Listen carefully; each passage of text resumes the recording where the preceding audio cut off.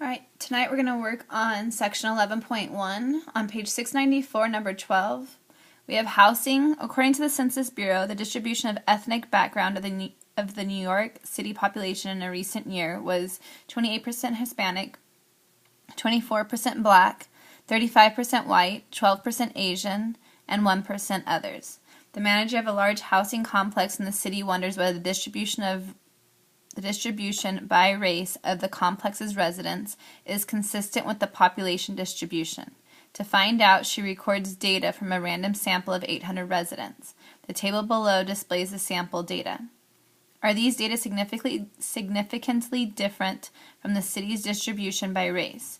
Carry out an appropriate test at the alpha equal to 0.05 level to support your answer. If you find a significant result, perform a follow-up analysis. So we're going to start by looking at what was given to us. We know that we have a sample size of 800 and an alpha level of 0.05. We were given our observed data, and we can calculate our expected data.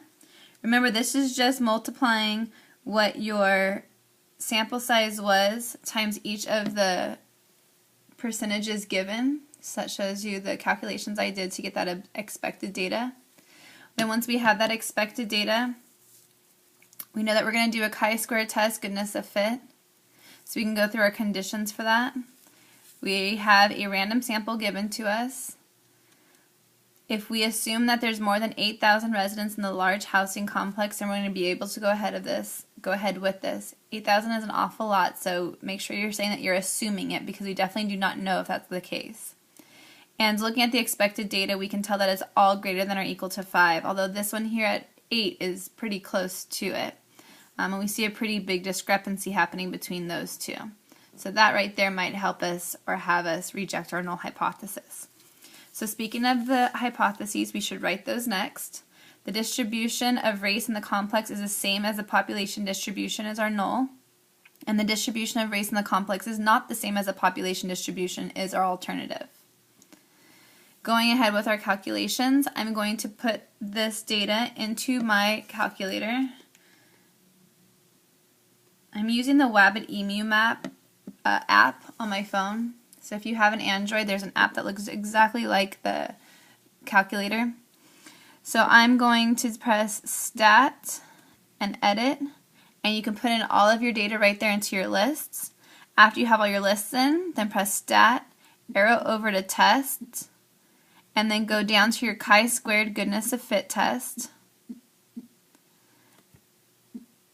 And my observed is an L1, my expected is an L2, my degrees of freedom is 1 minus the number of categories. I have 5 categories, so my degrees of freedom is 4. And I'm going to click on Calculate. Everything it gives me out, I'm going to write down as part of my answer. So we have chi-squared of 26.0625. We have a p-value of 0.00003, and that is definitely less than our alpha level of 0.05, so we would reject our null hypothesis. Writing our conclusion, and remember we were asked to provide analysis of it. So there is convincing evidence the distribution of race in the complex is not the same as the population distribution. The largest contributor to the statistic is the other category. Remember we talked about earlier how different that 8 was from the 22. It's less than half of what we observed, more than half of what we expected to observe. Or more than twice as many, I guess I should say.